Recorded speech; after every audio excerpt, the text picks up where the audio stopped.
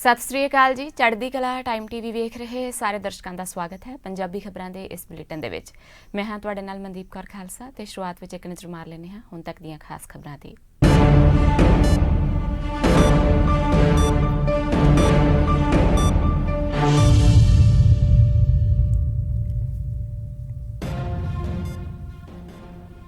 देश विच महामारी के मामलों च इजाफा, एक दिन में रिकार्ड 45,720 नवे मामले आए सामने। कुल मरीजों की तादाद 12 लाख तो पार।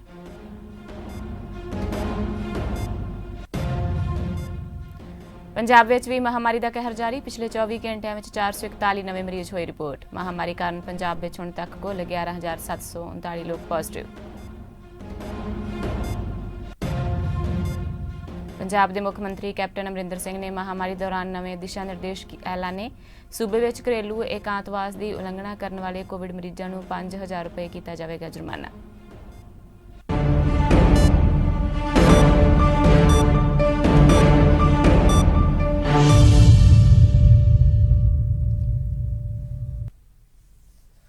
देश में महामारी की रफ्तार तेजी नाल वध रही है। महामारी ने हुण तक सारे रिकॉर्ड तोड़ दिते ने। पिछले 24 घंटिया की जो गल करिए तो महामारी के 45,720 नवे मामले सामने आए ने, जबकि पीड़ित लोगों की गिनती हुण 12,38,000 तक पहुँच गई है। मौतों का अंकड़ा 29,000 नूं पार कर गया है। पहली बार एक दिन में 1,129 लोगों की मौत हुई है। इस नाल मौतों का अंकड़ा 29,861 ते पहुँच गया है। सेहत मंत्रालय के अंकड़ियां के मुताबिक पीड़ित मरीजों की गिनती 12,38,635 ते पहुँच गई है। इस दरमियान चंगी खबर यह है कि ठीक होने वालों की गिनती भी वधी है। पहली बार एक दिन में 29,557 लोग ठीक हुए हैं। हुण तक 7,82,606 मरीज ठीक हो चुके हैं, जिन्होंने हस्पताल विचों छुट्टी दी जा चुकी है और सरगर्म मामले 4,26,167 ने।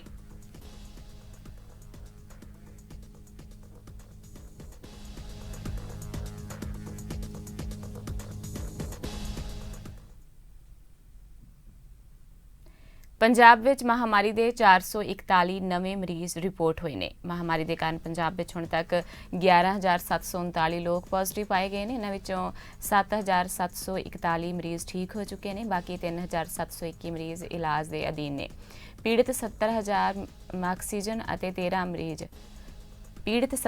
ऑक्सीजन और 13 मरीज जिन्हों की हालत गंभीर है, उन्होंने वेंटीलेटर के सहारे रखा गया है।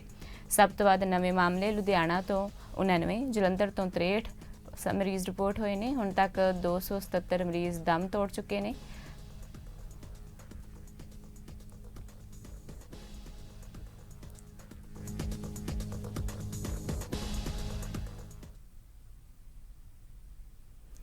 पटियाला जिले में 68 कोविड पॉजिटिव केसां की पुष्टि हुई है। जानकारी देंदे हुए civil surgeon doctor Harish Malhotra ने दस्सिया है कि कोविड सैंपल्स दीयां प्राप्त 900 के करीब रिपोर्ट्स के विचों 68 कोविड पॉजिटिव पाए गए हैं। इस नाल जिले में पॉजिटिव केसां की गिनती 1,217 हो गई है। उन्होंने दस्सिया है कि मिशन फतेह के तहत जिले के 103 कोविड मरीज जो कि अपना 17 दिनों का आइसोलेशन समा पूरा करके कोविड तो ठीक हुए हैं। इस नाल जिले में कोविड तो ठीक होने वाले व्यक्तियों की गिनती 613 है। पॉजिटिव आए केसां बारे उन्होंने दस्सिया है कि 68 केसां विचों 23 पटियाला शहर, 13 राजपुरा, 3 नाभा, 2 समाणा ते 5 पिंड धमौली ते 22 ਵੱਖ-ਵੱਖ पिंडां तो ने।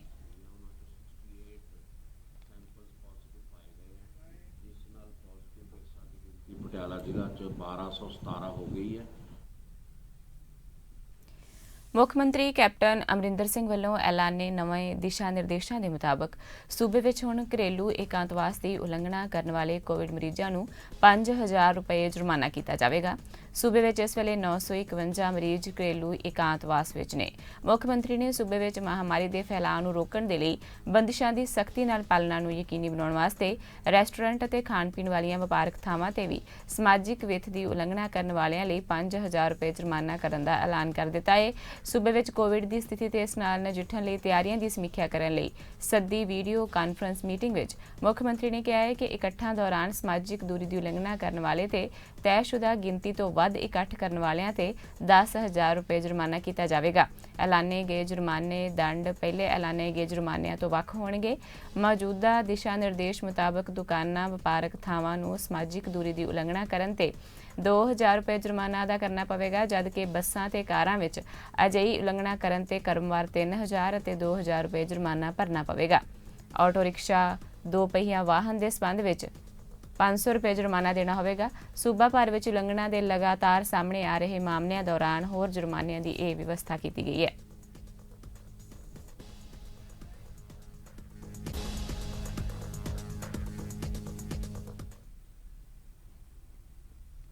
ਮਲੇਰਕੋਟਲਾ ਤੋਂ ਬਾਅਦ ਲਹਿਰਾਗਾਗਾ ਵਿੱਚ ਵੀ ਸ਼ਨੀਵਾਰ ਅਤੇ ਐਤਵਾਰ ਨੂੰ ਲਾਕਡਾਊਨ ਕਰਨ ਦੀਆਂ ਤਿਆਰੀਆਂ ਸ਼ੁਰੂ ਕੀਤੀਆਂ ਗਈਆਂ ਨੇ। ਇਲਾਕੇ ਵਿੱਚ ਹੁਣ ਤੱਕ 54 ਨਵੇਂ ਮਰੀਜ਼ ਸਾਹਮਣੇ ਆਏ ਨੇ, ਜਿਨ੍ਹਾਂ ਵਿੱਚ 31 ਪੁਲਿਸ ਮੁਲਾਜ਼ਮ ਦੱਸੇ ਜਾ ਰਹੇ ਨੇ। ਲਹਿਰਾਗਾਗਾ ਦੇ ਐਸਡੀਐਮ ਨੇ ਅਹਿਮ ਬੈਠਕ ਕੀਤੀ। ਇਸ ਦੌਰਾਨ ਉਹਨਾਂ ਕਿਹਾ ਕਿ ਸ਼ਹਿਰ ਨੂੰ ਸ਼ਨੀਵਾਰ ਅਤੇ ਐਤਵਾਰ ਨੂੰ ਲਾਕਡਾਊਨ ਲਾਗੂ ਕੀਤਾ ਜਾ ਸਕਦਾ ਹੈ ਤੇ ਇਸ ਬਾਬਤ ਡੀਸੀ ਸੰਗਰੂਰ ਤੋਂ ਇਜਾਜ਼ਤ ਮੰਗੀ ਜਾ ਰਹੀ ਹੈ।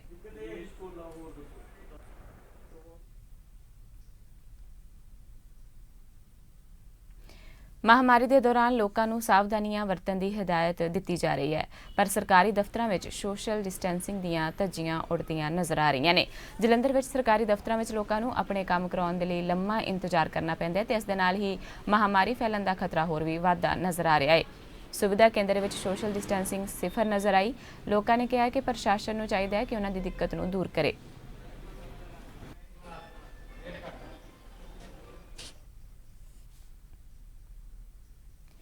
ਰਾਜਸਥਾਨ ਦੀ ਸਿਆਸੀ ਜੰਗ ਹੁਣ ਸੁਪਰੀਮ ਕੋਰਟ ਵਿੱਚ ਲੜੀ ਜਾ ਰਹੀ ਹੈ। ਵੀਰਵਾਰ ਨੂੰ ਹੋਈ ਸੁਣਵਾਈ ਵਿੱਚ ਕਾਂਗਰਸ ਦੇ ਨਾਲ ਹੀ ਰਾਜਸਥਾਨ ਸਪੀਕਰ ਸੀਪੀ ਜੋਸ਼ੀ ਨੂੰ ਝਟਕਾ ਲੱਗਾ ਹੈ। ਸੁਪਰੀਮ ਕੋਰਟ ਨੇ तमाम ਦਲੀਲਾਂ ਸੁਣਨ ਤੋਂ ਬਾਅਦ ਹਾਈ ਕੋਰਟ ਦੇ ਫੈਸਲੇ ਤੇ ਰੋਕ ਲਾਉਣ ਤੋਂ ਇਨਕਾਰ ਕਰ ਦਿੱਤਾ। ਜ਼ਿਕਰਯੋਗ ਹੈ ਕਿ ਰਾਜਸਥਾਨ ਹਾਈ ਕੋਰਟ ਨੇ ਆਪਣੇ ਫੈਸਲੇ ਵਿੱਚ ਸਪੀਕਰ ਨੂੰ 24 ਜੁਲਾਈ ਤੱਕ ਸਚਿਨ ਪਾਇਲਟ ਸਮੇਤ 19 ਬਾਗੀ ਵਿਧਾਇਕਾਂ ਤੇ ਕਾਰਵਾਈ ਕਰਨ ਤੋਂ ਰੋਕਿਆ ਹੈ। ਹੁਣ ਸਾਰਿਆਂ ਦੀ ਨਜ਼ਰ ਹਾਈ ਕੋਰਟ ਤੇ ਆਉਣ ਵਾਲੇ ਫੈਸਲੇ ਤੇ ਹੈ। ਸੁਣਵਾਈ ਦੌਰਾਨ ਸਪੀਕਰ ਵੱਲੋਂ ਪੇਸ਼ ਕਪਿਲ ਸਿੱਬਲ ਨੇ ਕੋਰਟ ਵਿੱਚ ਕਿਹਾ ਕਿ ਰਾਜਸਥਾਨ ਹਾਈ ਕੋਰਟ ਦਾ ਆਦੇਸ਼ ਸੰਵਿਧਾਨ ਦੇ ਖਿਲਾਫ ਹੈ। ਕਪਿਲ ਸਿੱਬਲ ਅਨੁਸਾਰ ਸਦਨ ਵਿੱਚ ਕੀ ਹੋਣਾ ਹੈ ਇਹ ਸਪੀਕਰ ਤੈਅ ਕਰੇਗਾ। ਕੋਰਟ ਦਾ ਦਖਲ ਦੇਣਾ ਇੱਕ ਗਲਤ ਰਵਾਇਤ ਹੈ। ਇਸ ਤੇ ਜੱਜਾਂ ਨੇ ਪੁੱਛਿਆ ਕਿ ਵਿਧਾਇਕ ਤੇ ਕਿਸੇ ਆਧਾਰ ਤੇ ਕਾਰਵਾਈ ਕੀਤੀ ਗਈ ਹੈ ਤਾਂ ਸਿੱਬਲ ਨੇ ਕਿਹਾ ਕਿ 19 ਵਿਧਾਇਕ ਕਾਂਗਰਸ ਵਿਧਾਇਕ ਦਲ ਦੀ ਬੈਠਕ ਵਿੱਚ ਸ਼ਾਮਲ ਨਹੀਂ ਹੋਏ ਸਨ। ਸੁਣਵਾਈ ਦੌਰਾਨ ਕੋਰਟ ਨੇ ਇਹ ਵੀ ਕਿਹਾ ਕਿ ਅਸਹਿਮਤੀ ਨੂੰ ਦਬਾਇਆ ਨਹੀਂ ਜਾ ਸਕਦਾ। ਸੁਪਰੀਮ ਕੋਰਟ ਦੀ 3 ਜੱਜਾਂ ਦੀ ਬੈਂਚ ਨੇ ਕਿਹਾ ਹੈ ਕਿ ਜੇ ਸਪੀਕਰ ਨਿਰਪੱਖ ਹੁੰਦਾ ਤਾਂ ਸੁਪਰੀਮ ਕੋਰਟ ਨਾ ਆਉਂਦਾ। ਜੱਜਾਂ ਨੇ ਇਹ ਵੀ ਪੁੱਛਿਆ ਕਿ ਕਾਂਗਰਸ ਪਾਰਟੀ ਵਿੱਚ ਅੰਦਰੂਨੀ ਲੋਕਤੰਤਰ ਦੀ ਕੀ ਸਥਿਤੀ ਹੈ। ਸੁਪਰੀਮ ਕੋਰਟ ਨੇ ਕਪਿਲ ਸਿੱਬਲ ਨੂੰ ਕਿਹਾ ਹੈ ਕਿ ਇੱਕ ਹੀ ਦਿਨ ਦੀ ਤਾਂ ਗੱਲ ਹੈ, ਤੁਸੀਂ ਰੁਕ ਜਾਓ ਕਿਉਂਕਿ 24 ਜੁਲਾਈ ਨੂੰ ਰਾਜਸਥਾਨ ਹਾਈ ਕੋਰਟ ਦੀ ਸੁਣਵਾਈ ਹੋ ਜਾਵੇਗੀ। ਸਚਿਨ ਪਾਇਲਟ ਵੱਲੋਂ ਪੇਸ਼ ਮੁਕਲ ਰੋਹਤਗੀ ਨੇ ਸਪੀਕਰ ਦੀ ਨਿਰਪੱਖਤਾ ਤੇ ਸਵਾਲ ਉਠਾ ਦਿੱਤਾ।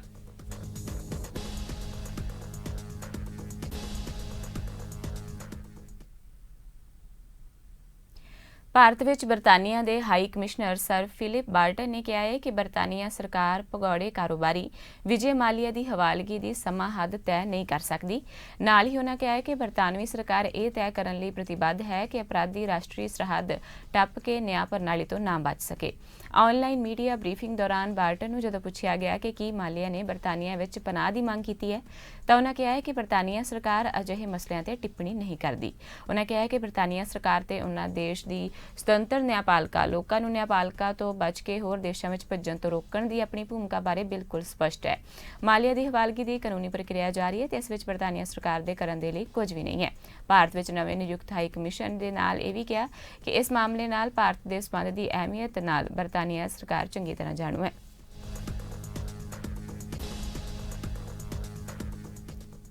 ਪੰਜਾਬ ਦੇ ਸਾਬਕਾ ਕੈਬਨਿਟ ਮੰਤਰੀ ਨਵਜੋਤ ਸਿੰਘ ਸਿੱਧੂ ਕੈਪਟਨ ਸਰਕਾਰ ਤੋਂ ਨਾਰਾਜ਼ ਨੇ। ਆਪਣੀ ਨਾਰਾਜ਼ਗੀ ਨੂੰ ਜ਼ਾਹਰ ਕਰਨ ਦੇ ਲਈ ਉਹਨਾਂ ਇੱਕ ਚਿੱਠੀ ਲਿਖੀ ਹੈ। ਸਿੱਧੂ ਦਾ ਕਹਿਣਾ ਹੈ ਕਿ ਬਹੁਤ ਹੀ ਮੰਦਭਾਗਾ ਹੈ ਕਿ ਉਹਨਾਂ ਦੇ ਅਸਤੀਫਾ ਦੇਣ ਦੇ ਬਾਅਦ ਉਹਨਾਂ ਦੇ ਵਿਧਾਨ ਸਭਾ ਹਲਕੇ ਦੇ ਵਿਕਾਸ ਕਾਰਜ ਠੱਪ ਹੋ ਗਏ ਨੇ। ਸਿੱਧੂ ਨੇ ਚਿੱਠੀ ਦੇ ਜ਼ਰੀਏ ਕੈਪਟਨ ਅਮਰਿੰਦਰ ਸਿੰਘ ਤੇ ਇਲਜ਼ਾਮ ਵੀ ਲਾਇਆ ਹੈ ਕਿ ਕੀ ਅੰਮ੍ਰਿਤਸਰ ਦੇ ਪੂਰਬੀ ਇਲਾਕੇ ਨਾਲ ਪੱਖਪਾਤ ਕੀਤਾ ਜਾ ਰਿਹਾ ਹੈ। ਸਿੱਧੂ ਦਾ ਕਹਿਣਾ ਹੈ ਕਿ ਅੰਮ੍ਰਿਤਸਰ ਦੇ 5 ਬ੍ਰਿਜ ਅਤੇ ਇੰਪਰੂਵਮੈਂਟ ਟਰਸਟ ਨਾਲ ਜੁੜੇ ਵਿਕਾਸ ਕਾਰਜ ਜਾਂ ਤਾਂ ਠੱਪ ਪਏ ਨੇ ਜਾਂ ਕਸ਼ੂ ਦੀ ਚਾਲ ਨਾਲ ਅੱਗੇ ਵਧ ਰਹੇ ਨੇ। ਉਹਨਾਂ ਨੇ ਇਹ ਵੀ ਇਲਜ਼ਾਮ ਲਾਇਆ ਕਿ ਅਫਸਰ ਪੁੱਛੇ ਜਾਣ ਤੇ ਵੀ ਤਸੱਲੀ ਬਖਸ਼ ਜਵਾਬ ਨਹੀਂ ਦਿੰਦੇ। ਉਹਨਾਂ ਚਿੱਠੀ ਵਿੱਚ ਲਿਖਿਆ ਕਿ ਅਕਤੂਬਰ 2018 ਵਿੱਚ ਮੁੱਖ ਮੰਤਰੀ ਨੇ 5 ਪੁਲਾਂ ਦਾ ਉਦਘਾਟਨ ਕੀਤਾ, ਜਿਸ ਵਿੱਚੋਂ 2 ਪੁਲ ਮੇਰੇ ਇਲਾਕੇ ਅੰਮ੍ਰਿਤਸਰ ਈਸਟ ਵਿੱਚ ਨੇ, ਜਿਨ੍ਹਾਂ ਦਾ ਕੰਮ ਜਾਂ ਤਾਂ ਬੰਦ ਹੈ ਜਾਂ ਬਹੁਤ ਹੌਲੀ ਅੱਗੇ ਵਧ ਰਿਹਾ ਹੈ। ਸਿੱਧੂ ਅੰਮ੍ਰਿਤਸਰ ਈਸਟ ਤੋਂ ਕਾਂਗਰਸੀ ਵਿਧਾਇਕ ਨੇ। ਠੀਕ 1 ਸਾਲ ਪਹਿਲਾਂ ਲੋਕ ਸਭਾ ਚੋਣਾਂ ਤੋਂ ਬਾਅਦ ਮੁੱਖ ਮੰਤਰੀ ਨਾਲ ਮਤਭੇਦ ਹੋਣ ਮਗਰੋਂ ਸਿੱਧੂ ਨੇ ਕੈਬਨਿਟ ਮੰਤਰੀ ਦੇ ਅਹੁਦੇ ਤੋਂ ਅਸਤੀਫਾ ਦੇ ਦਿੱਤਾ ਸੀ। ਹੁਣ ਸਿੱਧੂ ਆਪਣੇ ਇਲਾਕੇ ਵਿੱਚ ਵਿਕਾਸ ਕਾਰਜ ਬੰਦ ਹੋਣ ਤੇ ਨਾਰਾਜ਼ਗੀ ਜਤਾ ਰਹੇ ਨੇ।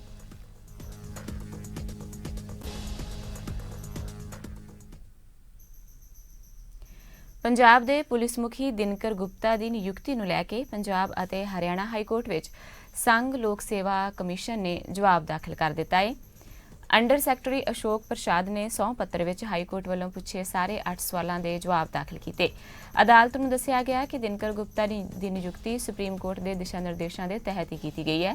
ਅਦਾਲਤ ਨੂੰ ਇਹ ਵੀ ਦੱਸਿਆ ਗਿਆ ਕਿ ਸਾਲ 2006 ਵਿੱਚ ਸੁਪਰੀਮ ਕੋਰਟ ਦੇ ਹੁਕਮਾਂ ਤੋਂ ਬਾਅਦ UPSC ਨੇ DGP ਨਿਯੁਕਤ ਕਰਨ ਨੂੰ ਲੈ ਕੇ ਖੁਦ ਦੇ ਦਿਸ਼ਾ ਨਿਰਦੇਸ਼ ਤਿਆਰ ਕੀਤੇ ਸਨ। ਇਸ ਤਹਿਤ DGP ਅਹੁਦੇ ਲਈ ADGP ਰੈਂਕ ਅਤੇ 30 ਸਾਲ ਦਾ ਫੋਰਸ ਨੂੰ ਹੈਂਡਲ ਕਰਨ ਦਾ ਤਜਰਬਾ ਹੋਣਾ ਲਾਜ਼ਮੀ ਹੈ। ਨਿਯੁਕਤੀ ਸਮੇਂ ਅਧਿਕਾਰੀ ਦੀ 6 ਮਹੀਨੇ ਦੀ ਸਰਵਿਸ ਬਚੀ ਹੋਣੀ ਚਾਹੀਦੀ ਹੈ। ਅਦਾਲਤ ਨੂੰ ਦੱਸਿਆ ਗਿਆ ਹੈ ਕਿ ਪੈਨਲ ਮੈਰਿਟ ਦੇ ਆਧਾਰ ਤੇ ਬਣਾਇਆ ਜਾਂਦਾ ਹੈ, ਜਿਸ ਵਿੱਚ ਸੂਬੇ ਵਿੱਚ ADGP ਪੱਧਰ ਦੇ ਅਧਿਕਾਰੀਆਂ ਦੀ ਗਿਣਤੀ ਨਿਰਭਰ ਕਰਦੀ ਹੈ ਅਤੇ ਸੂਬਾ ਸਰਕਾਰ ਹੀ ਪੈਨਲ ਭੇਜਦੀ ਹੈ ਅਤੇ ਸਾਰੇ ਦਸਤਾਵੇਜ਼ ਵੀ ਭੇਜਦੀ ਹੈ। ਸ਼ਾਰਟਲਿਸਟ ਹੋਣ ਤੋਂ ਬਾਅਦ ਇੰਪਲੀਮੈਂਟ ਕਮੇਟੀ ਆਖਰੀ ਫੈਸਲਾ ਲੈਂਦੀ ਹੈ। ਅਦਾਲਤ ਨੂੰ ਵੀ ਦੱਸਿਆ ਗਿਆ ਕਿ ਸਿਰਫ ਤ੍ਰਿਪੁਰਾ ਨੂੰ IPS ਅਧਿਕਾਰੀਆਂ ਦੀ DGP ਪੱਧਰ ਤੇ ਨਿਯੁਕਤੀ ਵਿੱਚ ਤਜਰਬਾ 30 ਦੀ ਥਾਂ ਤੇ 25 ਸਾਲ ਦੀ ਛੋਟ ਸੁਪਰੀਮ ਕੋਰਟ ਵੱਲੋਂ ਜੂਨ 2020 ਵਿੱਚ ਮਿਲੀ ਹੈ, ਕਿਉਂਕਿ ਉੱਥੇ ਤਜਰਬੇਕਾਰ IPS ਅਧਿਕਾਰੀ ਘੱਟ ਨੇ।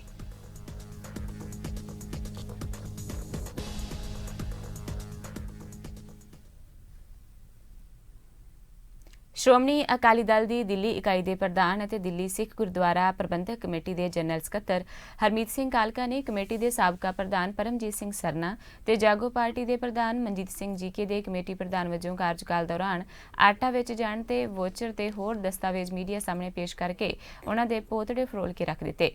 ਪ੍ਰੈਸ ਕਾਨਫਰੰਸ ਨੂੰ ਸੰਬੋਧਨ ਕਰਦਿਆਂ ਕਾਲਕਾ ਨੇ ਜੀਕੇ ਤੇ ਸਰਨਾ ਤੇ ਝੂਠ ਨੂੰ ਬੇਨਕਾਬ ਕਰਦਿਆਂ ਦੱਸਿਆ ਕਿ ਕਿਵੇਂ ਸਰਨਾ ਦੇ ਪ੍ਰਧਾਨਗੀ ਕਾਰਜਕਾਲ ਵੇਲੇ 2009 ਤੋਂ 2011 ਤੱਕ ਵੱਖ-ਵੱਖ ਫਰਮਾਂ ਨੂੰ ਆਟਾ ਵੇਚਿਆ ਗਿਆ।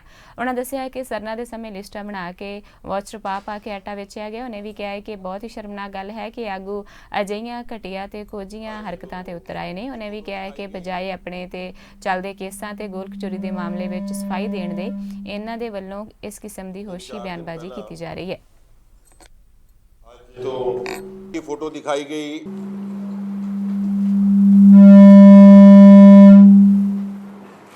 तीन चार दिन पहला एक सोशल मीडिया के उत्ते खबर निकली और इस तरीके दे नाल प्रटेंड किया गया कि दिल्ली सिख गुरुद्वारा प्रबंधक कमेटी वालों गुरु घर दे विचों रसद बेची जा रही है और चोरी के तरीके दे नाल उन्होंने स्टिंग ऑपरेशन करके दिखाया गया, जिहदे बारे असीं एक प्रैस कॉन्फ्रेंस 3 दिन पहले की भी सी। उहदे बावजूद भी जिस वक्त उहदे विच स्पष्ट दसिया कि ये पुरानी रिवायत के मुताबिक ये कारज किया और पूरी कमेटी बन के, मगर उस तो बाद बड़ी हैरानी की गल होंदी है कि सरदार हरविंदर सिंह सरना ने एक बहुत बड़ा बयान दिता कि साडे समय दे विच कदे भी इहो जिहे कारज नहीं होए, साडे समय दे विच गुरु घर दे विचों कोई रसद देती नहीं गई। सो अज दी प्रैस कॉन्फ्रेंस खास तौर पर तुहानूं दस्सण वास्ते कि किस किस्म का झूठ गुरु घरां दे प्रबंध नूं लैण वाले हथियाण वाले लोगों के दिमाग और दिलों दे विच हैगा कि किस तरीके का सफ़ेद झूठ वो बोलते हैं और संगतां नूं गुमराह करते हैं। दिल्ली सिख गुरुद्वारा प्रबंधक कमेटी नूं पिछले 2 सालों तो डैमेज किया जा रहा है और खास तौर पर इस लॉकडाउन के टाइम के उत्ते इस महामारी के विच हर चीज़ के उत्ते गुरुद्वारा कमेटी नूं बदनाम करने की कोशिश की गई। गुरुद्वारा बंगला साहब के उत्ते हमले किए गए, कदी गुरुद्वारा कमेटी नूं कंगाल कहने की गल की गई, लंगर की प्रथा, लंगर ऑन व्हील्स की प्रथा। मैं समझदा कि किसी किस्म के उत्ते उन्होंने कोई गुरेज नहीं किया इस गल नूं रोकण वास्ते करन वास्ते कि किसी तरीके गुरुद्वारा कमेटी बदनाम होवे। मगर अज ये नवा प्रोसैस इन्होंने जिहड़ा शुरू किया और अपने आप नूं क्योंकि अपने लगे दोषों के जवाब नहीं दिते मगर दूजियां कंप्लेंटां कराने की गल कर रहे हैं। मैं समझदा कि इस तो वड्ड शर्मनाक गल कोई नहीं हो सकती।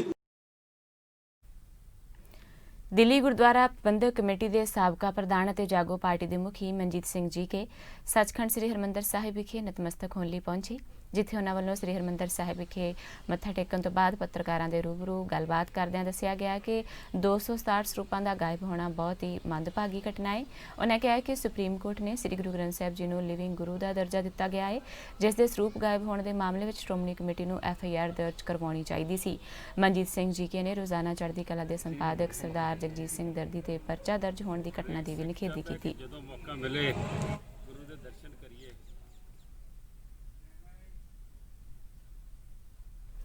ਦੇਸ਼ ਤੋਂ ਜਾਨ ਵਾਰਨ ਵਾਲੇ ਸ਼ਹੀਦਾਂ ਨਾਲ ਸਰਕਾਰਾਂ ਦੀ ਬੇਰੁਖੀ ਅਕਸਰ ਹੀ ਚਰਚਾ ਦਾ ਵਿਸ਼ਾ ਬਣਦੀ ਹੈ। ਅਜਿਹਾ ਹੀ ਇੱਕ ਮਾਮਲਾ ਗੁਰਦਾਸਪੁਰ ਦੇ ਹਲਕਾ ਡੇਰਾ ਬਾਬਾ ਨਾਨਕ ਦੇ ਅਧੀਨ ਆਉਂਦੇ ਪਿੰਡ ਡੇਰਾ ਪਠਾਣਾ ਦਾ ਹੈ, ਜਿੱਥੇ ਦੇ ਲੌਂਸ ਨਾਇਕ ਸ਼ਹੀਦ ਕੰਸ ਰਾਜ 1999 ਵਿੱਚ ਸ਼ਹੀਦ ਹੋਏ, ਪਰ ਅੱਜ ਤੱਕ ਉਹਨਾਂ ਦੇ ਪਰਿਵਾਰ ਨਾਲ ਸਰਕਾਰ ਵੱਲੋਂ ਕੀਤੇ ਵਾਅਦੇ ਪੂਰੇ ਨਹੀਂ ਕੀਤੇ ਗਏ।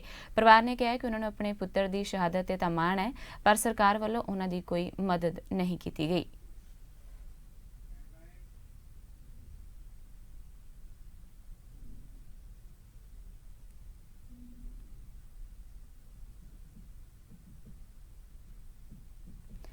ਪੰਜਾਬ ਭਰ ਵਿੱਚ ਨੈਸ਼ਨਲ ਹੈਲਥ ਮਿਸ਼ਨ ਦੇ ਸਾਰੇ ਕਰਮਚਾਰੀਆਂ ਨੇ ਇੱਕ ਰੋਜ਼ਾ ਹੜਤਾਲ ਕੀਤੀ।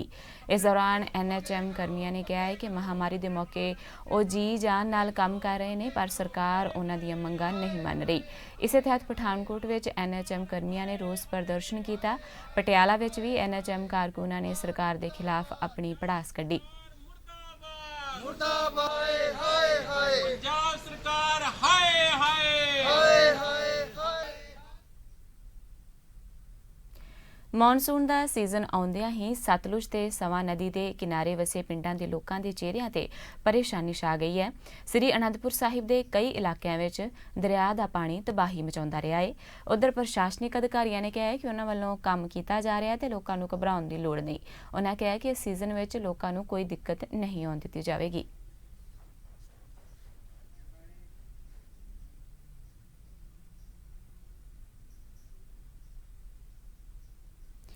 ਬਠਿੰਡਾ ਵਿੱਚ STF ਦੀ ਟੀਮ ਨੇ ਇੱਕ ਨੌਜਵਾਨ ਦੇ ਕੋਲੋਂ 7500 ਨਸ਼ੀਲੀਆਂ ਗੋਲੀਆਂ ਬਰਾਮਦ ਕੀਤੀਆਂ ਨੇ, ਜੋ ਮੈਡੀਕਲ ਰੈਪ ਦੀ ਆੜ ਵਿੱਚ ਘਰਾਂ ਵਿੱਚ ਨਸ਼ੇ ਸਪਲਾਈ ਕਰਦਾ ਸੀ ਅਤੇ ਕਿਸੇ ਨੂੰ ਆਪਣੀ ਸਹੀ ਰਿਹਾਇਸ਼ ਵੀ ਨਹੀਂ ਦੱਸਦਾ ਸੀ। DSP ਗੁਰਸ਼ਰਨ ਸਿੰਘ ਨੇ ਦੱਸਿਆ ਕਿ ਪੁਲਿਸ ਨੂੰ ਇਸ ਦੀ ਮੁਖਬਰੀ ਮਿਲੀ ਸੀ ਤੇ ਪੁਲਿਸ ਟੀਮ ਵੱਲੋਂ ਨਾਕਾ ਲਾਇਆ ਗਿਆ। ਇਸੇ ਦੌਰਾਨ ਵਿਅਕਤੀ ਪਾਸੋਂ ਨਸ਼ੀਲੀਆਂ ਗੋਲੀਆਂ ਬਰਾਮਦ ਕੀਤੀਆਂ ਗਈਆਂ ਨੇ। ਪੁਲਿਸ ਵੱਲੋਂ ਮੁਲਜ਼ਮ ਰਾਕੇਸ਼ ਕੁਮਾਰ ਦੇ ਖਿਲਾਫ ਪਰਚਾ ਦਰਜ ਕੀਤਾ ਗਿਆ ਹੈ।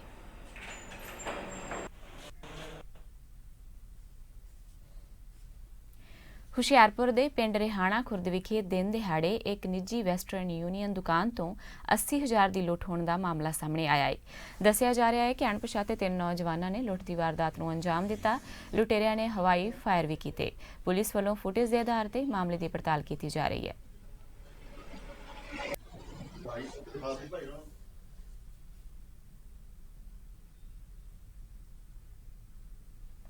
ਪੰਜਾਬੀ ਖਬਰਾਂ ਦੇ ਇਸ ਬੁਲੇਟਿਨ ਵਿੱਚ ਫਿਲਹਾਲ ਇੰਨਾ ਹੀ। ਹੁਣ ਤੁਸੀਂ ਮੈਨੂੰ ਯਾਨੀ ਮਨਦੀਪ ਕੌਰ ਖਾਲਸਾ ਨੂੰ ਦਿਓ ਆਗਿਆ। ਧੰਨਵਾਦ ਜੀ।